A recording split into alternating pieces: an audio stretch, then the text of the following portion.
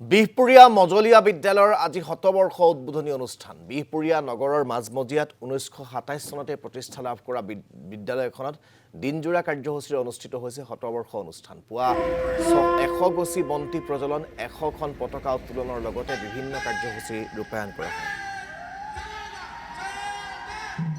এই সন্দৰ্ভত আমাক সবিশেষ পৰিৱেশ দেখুৱাব জগত বৰা।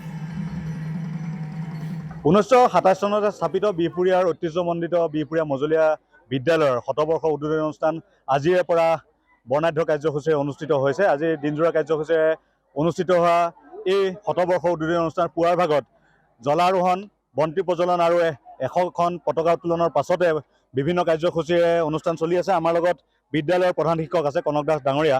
আমি তেখেতৰ পৰা এই সময়ত জানিব বিচাৰিম যে ঐতিহ্যমণ্ডিত এখন বিদ্যালয়ৰ শতবৰ্ষ ইতিমধ্যে অতিক্ৰম কৰিবলৈ ওলাইছে, কেনেকুৱা অনুভৱ?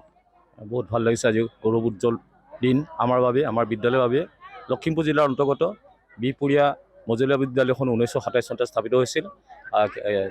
1927 চনৰ পৰা বৰ্তমান সময়লৈকে আমি বিভিন্ন দিশত আমাৰ বিদ্যালয়ৰ ছাত্ৰ ছাত্ৰীসকলে শিক্ষা ক্ষেত্ৰত, সাংস্কৃতিক ক্ষেত্ৰত, ক্ৰীড়া ক্ষেত্ৰত আদি বিভিন্ন দিশত আমাৰ বিদ্যালয়ৰ ছাত্ৰ ছাত্ৰীসকলে যশমান কীৰ্তি অৰ্জন কৰি অসম তথা ভাৰতবৰ্ষ তথা বিশ্বৰ বিভিন্ন ঠাইত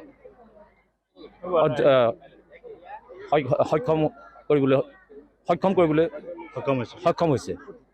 আৰু আজি আমি সঁচাকৈ বহুত সুখী অনুভৱ কৰিছোঁ। আমাৰ বিদ্যালয়খনৰ যিসকল ব্যক্তিয়ে দান বৰঙণি, দিহা পৰামৰ্শ, সহায় সহযোগিতা আগবঢ়ালে তেখেতসকলক আমি এই মঞ্চৰ পৰাই আপোনালোকৰ জৰিয়তে অশেষ ধন্যবাদ আৰু কৃতজ্ঞতা জ্ঞাপন কৰিছোঁ।